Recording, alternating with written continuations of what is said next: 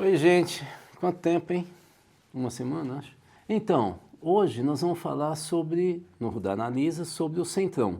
Mas assim como lá em Minas se fala que Minas são muitas, o Centrão também são muitos, vocês vão ver. Vocês acham que é só um, né? Não é mesmo.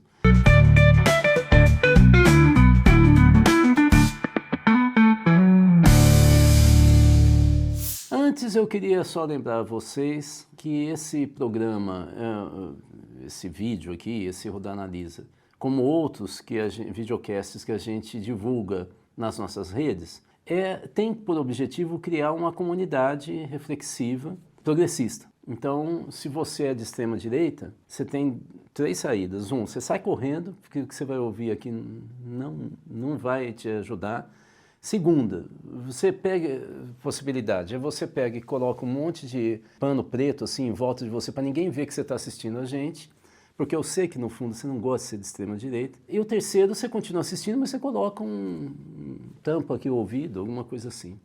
Então isso aqui é feito por a ideia é formar uma comunidade de discussão aqui com vocês. Para isso, então, a gente só pede uma coisa em troca. Que você, em primeiro lugar, divulgue o link desse vídeo aqui. Para todo mundo que você quiser. Inclusive, você viu que eu estava falando com a extrema-direita. Se tiver um colega, toda a família tem um cunhado de extrema-direita. Manda para ele e tal, divulga. Isso é muito importante para a gente, porque a gente quer discutir. Né? A gente está fazendo isso, vocês não têm ideia. Mas tem roteiro, a gente discute roteiro, briga, um quase morreu outro dia. A gente tem que editar. Então, assim, é um trabalho do caramba. Entende? E depois tem o pessoal que produz tudo que vai para divulgar no Instagram. A gente tem canal no Instagram. Então vai lá, se inscreve se não se inscreveu, ou no YouTube. Temos um canal no YouTube e também temos no Spotify. Aí tem toda a produção, né? Então divulgue, por favor. Nesses canais tem chat, você pode pegar e falar o que você achou, o que você acha que tem que aprofundar, ou fazer uma pergunta que a gente vai responder num outro tipo de programa chamado Fala Rudá. E tem uma questão de utilidade pública, que é a última que eu vou levantar aqui, que é também nós temos o WhatsApp, que você está vendo aqui agora, o número, que você pode mandar suas questões, observações, se você não quiser escrever no chat. Mas tem uma questão de utilidade pública que eu estava falando, que é o seguinte: muita gente começou a mandar mensagem para a gente dizendo que estava com muito dinheiro no bolso, que estava começando a ter problema na coluna, na lombar e tal, e que queria doar para a gente. Então, a gente achou meio estranho, mas a gente sempre faz o que vocês pedem. A gente, então, tem agora essa chave Pix, você quer pegar e ficar sem dor na lombar, manda o que você quiser de dinheiro. A gente está aceitando desde R$500 mil até 2 milhões. Nós não temos preconceito com isso. Você pode mandar o que você quiser e aí você está contribuindo para a gente continuar fazendo o que a gente faz, tá bom? Bom, já falei demais, vamos lá. Centrão. Vocês sabem que a grande imprensa cria uns nomes que pouca gente entende, mas pega, né? É igual rede social. Por exemplo, globalização. Eu não sei se vocês sabem que não tem nenhum estudo técnico que tenha criado o conceito de globalização.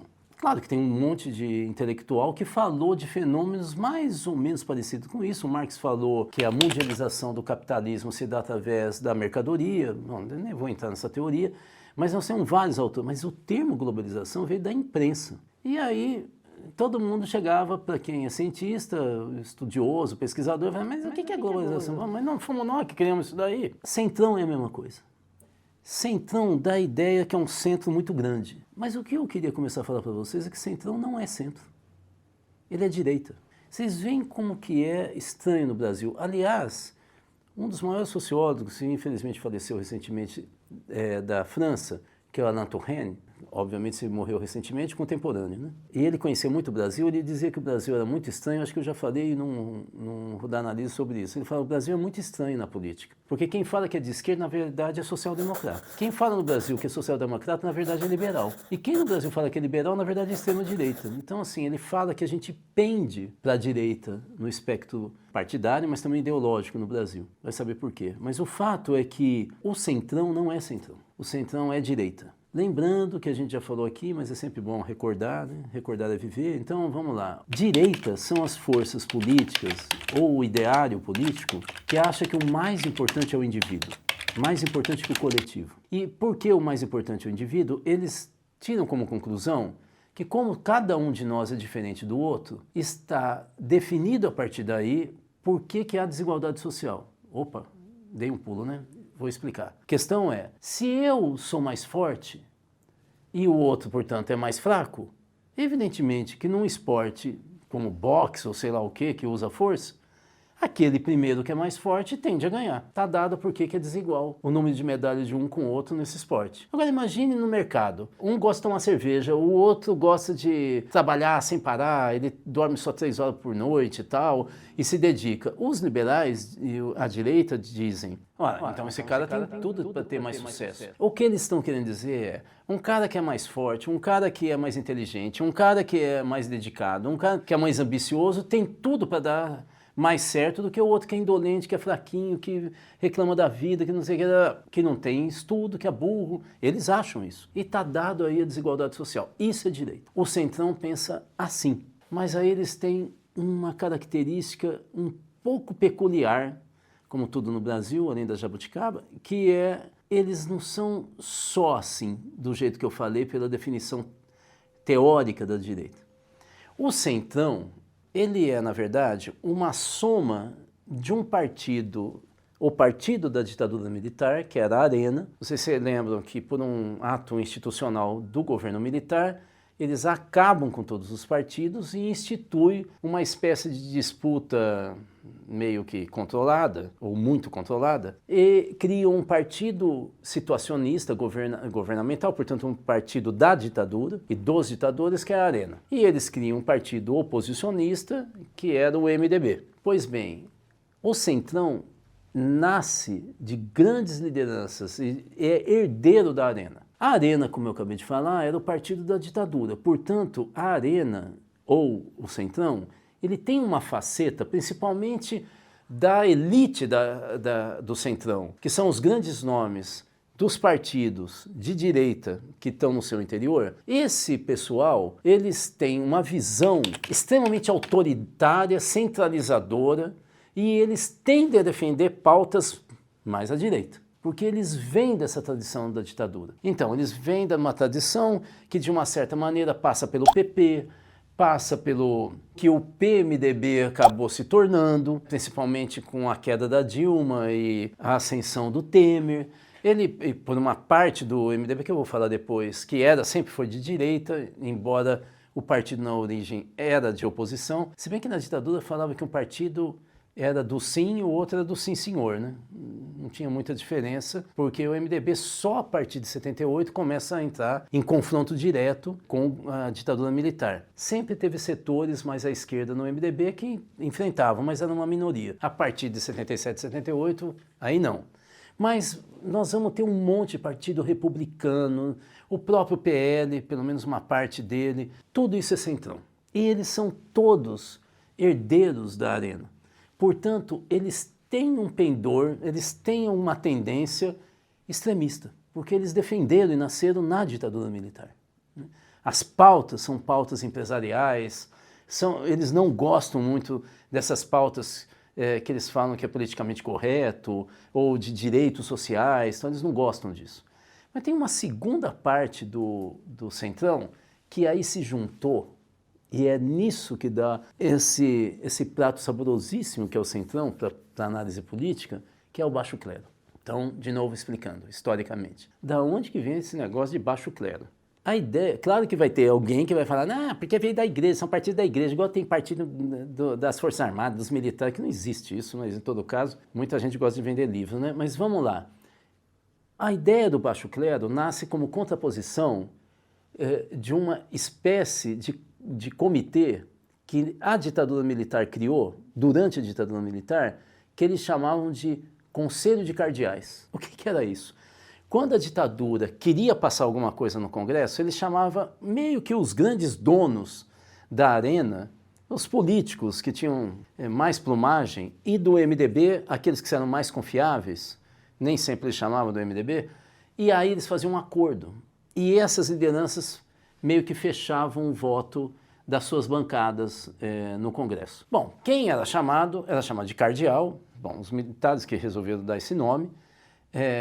O Sarney depois falava um pouco já no governo que seria do Tancredo, explicava isso que eu estou falando. Quem não era chamado de baixo clero. O baixo clero, então, ficou meio que compreendido como aqueles parlamentares do Congresso Nacional que não apareciam muito nas televisões, não eram chamados para grande coisa, não presidiam comissões e assim por diante. O baixo clero, então, se contentava em se reeleger.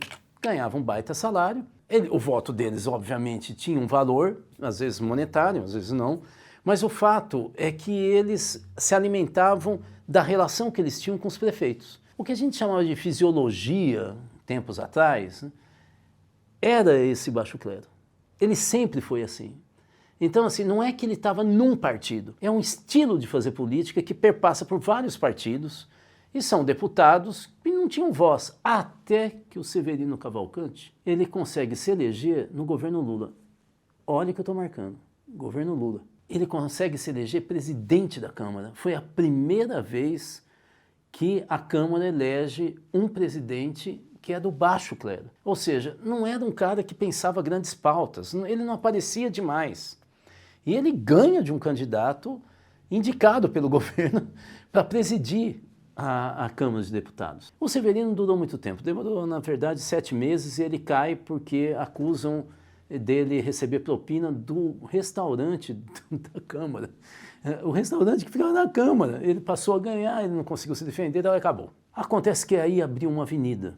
E o líder e o deputado que mais conseguiu perceber que ali tinha uma forma de transformar a Câmara em algo muito mais forte na República foi o Eduardo Cunha. O Eduardo Cunha se elege também no período lulista. Estranho, né? Eu vou explicar por que no lulismo, Lula-Dilma, cresce o baixo clero. E o Eduardo Cunha, ele se elege presidente da Câmara com um discurso. O Aécio também, como presidente, faz um pouco esse discurso, mas não como ele. O Eduardo Cunha faz um discurso dizendo que, além de algumas pautas gerais, ele ia atender e valorizar o deputado. Era o jeito que ele tinha para falar que ele ia governar para o baixo clero. E a partir daí, o que é que o Eduardo Cunha fez de novo? Ele pegou e fez um acordo com a Firjan e depois se aproximou da Fiesp. Portanto, o baixo clero, que até então ele tinha a pauta local das prefeituras, dos prefeitos que apoiavam ele e o reelegiam, e em troca ele mandava obras e assim por diante, o baixo clero passou a ter uma pauta nacional que é a pauta do alto empresariado. Quem fez isso foi o Eduardo Cunha. E o Eduardo Cunha espertamente fez o seguinte, ele dizia, qual era a trama que colocava ele no centro? Há na Câmara de Deputados todo um discurso dizendo que ele lançava, o Eduardo Cunha, 250 deputados para a Câmara durante a campanha. E, obviamente, que os alto empresariado do Rio e de São Paulo jogavam dinheiro e faziam de tudo para esse pessoal vencer. O que diziam é que ele tinha, na verdade, quase sempre 150 desses 250, 150 conseguiam se eleger e, a partir daí, estavam presos o Eduardo Cunha. E o Eduardo Cunha constrói esse discurso que um braço direito dele, chamado Arthur Lira, depois, quando vai para a presidência da Câmara, era braço direito do Eduardo Cunha, ele exacerba uma das novidades que o Eduardo Cunha já tinha conseguido implantar, que é a emenda parlamentar. E aí o Arthur Lira rouba dinheiro do executivo e da execução de parte do orçamento de investimento, metade, 50 bi, metade do dinheiro que o governo federal tinha até então para fazer investimento é obra nova, concurso e assim por diante. É algo que não é manutenção, que já tem. Fica na mão dos deputados. Olha, aí você vai falar, mas o que é isso? O que é isso? É que agora o baixo clero tem um vínculo com o alto empresariado e uma pauta realmente conservadora, empresarial, e na base ele tem as emendas parlamentares. Nós fechamos a República Brasileira. Vocês veem que o Centrão é uma elaboração que junta, de um lado, capitães políticos da direita, que tem uma linha, tem uma ligação histórica com a Arena, mas tem também uma capilaridade do baixo clero, que até então era Zé Mané na política nacional, mas que com essa articulação que o Eduardo Cunha e o Arthur Lira montaram nos últimos anos, eles passaram a ser o centro da República Brasileira. Eu só vou falar muito rapidamente aqui, por que aconteceu isso justamente no governo Lula? Porque o Lula centralizou o orçamento de investimento na União. O Fernando Henrique já fazia isso, então mais ou menos 65 a 70 e poucos % de todo o orçamento público de investimento, né, de criação de obras novas e assim por diante, que era espalhado até então para o município, o Lula conseguiu centralizar isso. Ele esvaziou um pouco o recurso do FPM quando ele falou, vou zerar o IPI. O IPI é Imposto sobre Produto Industrial. Lembra que no início do governo de 2013, ele fala, vou zerar para não ter empresário, não pagar imposto, em troca ele não vai demitir. Só que o IPI é parte do dinheiro do FPM, que é o Fundo de Participação dos Municípios, que todos os municípios brasileiros recebem. Ele cortou, zerou o IPI, diminuiu o FPM.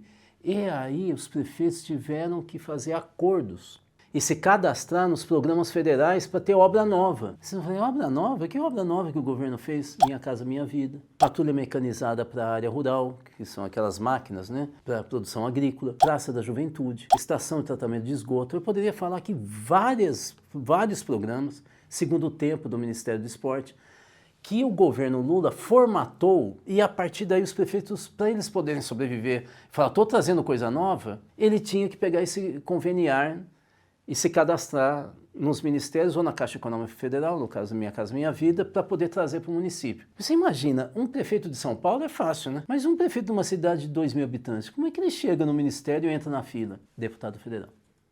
É por isso que no governo Lula nasceu o Severino Cavalcante com tanta força, porque os deputados federais passaram a ter força na República. Vamos para a segunda parte. A segunda parte que eu queria dizer para vocês é o seguinte. O Centrão, ele é mais à direita, mas principalmente pelos capitães, a elite do Centrão, que tem uma ideologia muito próxima da ditadura militar da Arena.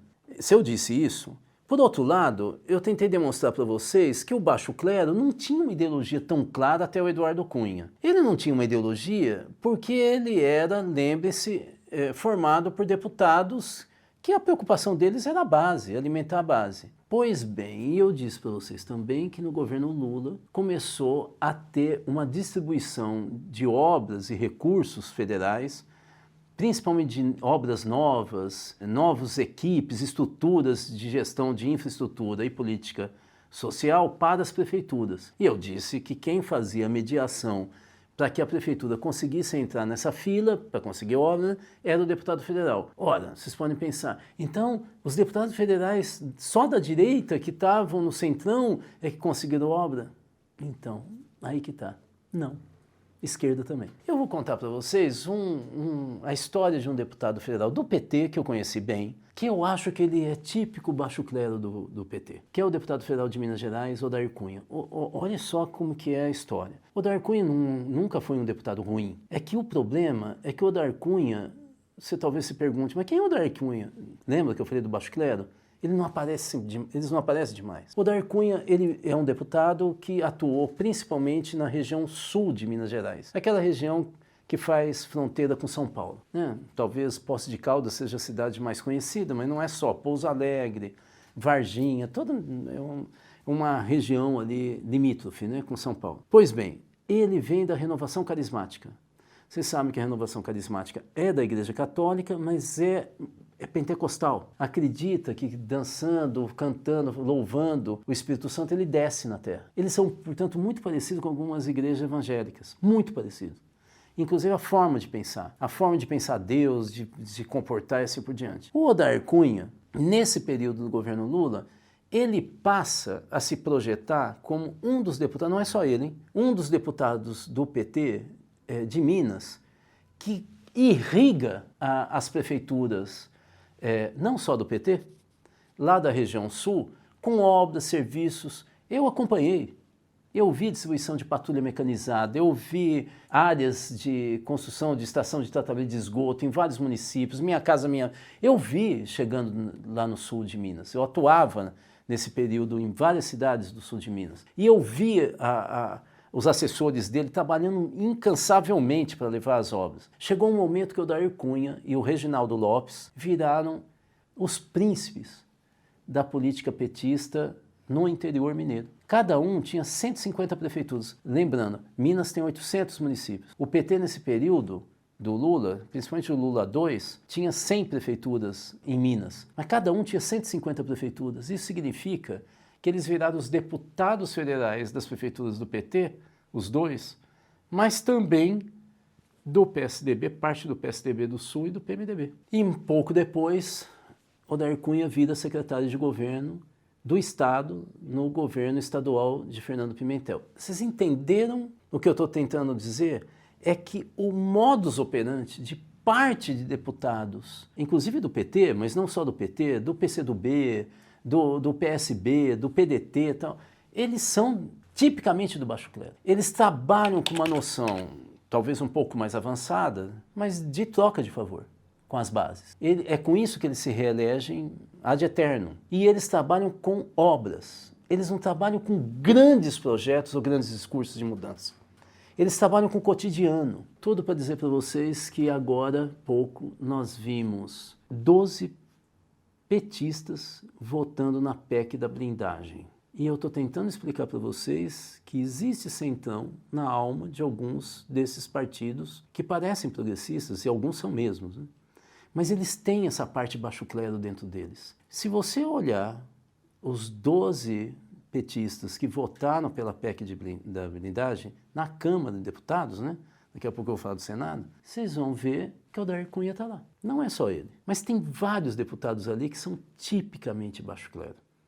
Eles estavam pensando em troca de favor. Teve algumas matérias mais maliciosas dizendo que todos eles têm rabo preso, porque eles querem se livrar, porque tem ações, não sei o quê. Falaram de alguns do Nordeste, não são todos, não. Se você for estudar, não são todos. O que acontecia nesse momento? É que nesse momento, ninguém da base desses partidos, que é muito mais guerreiro, que lutam pelos direitos sociais, militância, filiado, área de influência, ninguém estava indo para a rua.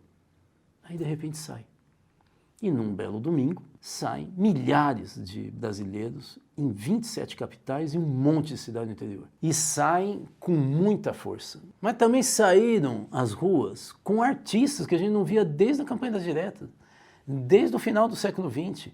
Chico Buarque, Caetano Veloso, Gilberto Gil, mas também saiu a Daniela Mercury e até entrou o Wagner Moura, que eu saiba não é nem cantor, mas ele estava lá dançando, pegou o microfone. Eu nem tive coragem de ouvir se ele canta bem ou não. Falar a verdade, eu deixei no mudo, já estava bom ele. Mas teve também uma geração nova de cantores, compositores, mulheres, artistas, né? Nós tivemos muitos em Minas Gerais, alguns em vários lugares, em Brasília. Então foi uma coisa impressionante. E também foram famílias, gente mais velha do que eu, gente muito mais nova do que eu. Então, o que eu estou querendo dizer é que furou a bolha. Obviamente que teve petista nas redes sociais que adora citação, e aí falou, não, agora o Lula está reeleito. Não tem nada a ver com Lula. Ali não era disputa lulismo e bolsonarismo, ali furou a bolha, gente. Ali era de novo uma revolta contra um pessoal que está pensando o quê? Inclusive tinha cartaz, que você vai ver a foto agora aí, cartaz falando dos 12 do PT. Possivelmente era eleitor do PT. Que começou a ficar revoltado falando nas redes sociais. Isso fez gente que votou, deputado de partido progressista, por exemplo, do PSB, gente ir para as redes sociais pedir desculpa. Eu falei, eu errei. Todo mundo começou a ficar desesperado. No PT, muitos ficaram quietinhos, né? Quem sabe, se eu fingir de morto, ninguém me vê, né? Mas saíram nas ruas. E por causa disso teve uma mudança. Eu vou falar de duas mudanças. A primeira mudança é no Senado. Ou seja, isso aconteceu no domingo.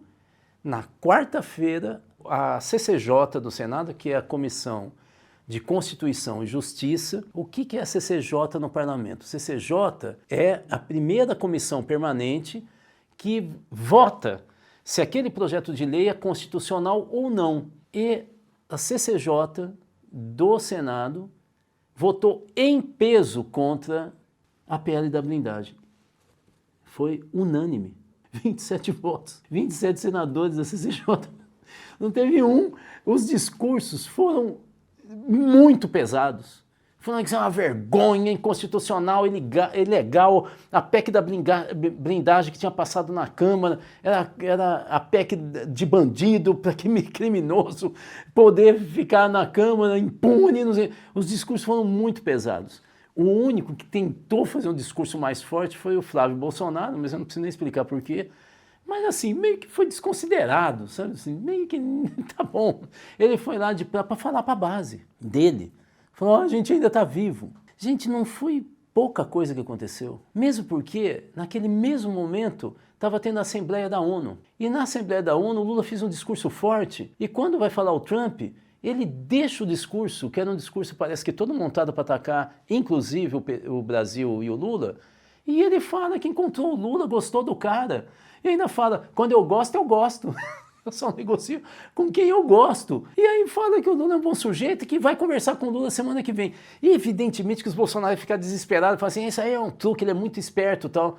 Acontece que se você olha na TV, durante a Assembleia, o discurso do Trump, toda a comitiva do Trump, você vai ver que eles estão espantados com o discurso do Trump. O Trump, na hora, um político intuitivo de extrema-direita, sacou que o Lula não é um cara para ir para o embate, principalmente, não sei se ele tinha informação, com tanta gente saindo na rua apoiando a tese que ele defende e estava defendendo ali. Acontece que o Lula também mudou o discurso. Nessa semana, na mesma quarta-feira em que o Senado brasileiro, a CCJ, veta a PEC da blindagem, o Lula faz o seguinte discurso, num evento paralelo, lá nos Estados Unidos, para articulação e defesa da democracia.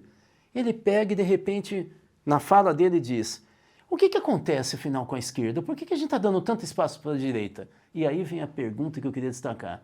Ele pega e fala assim, por que, afinal, a gente se elege, nós da esquerda, a gente se elege com uma pauta e proposta de esquerda e quando a gente está no governo, a gente acaba governando mais para o lado de lá do que para os nossos e para a nossa pauta. Que impressionante, não é? Essa é a maior crítica que a esquerda brasileira faz ao governo Lula, o atual Lula 3.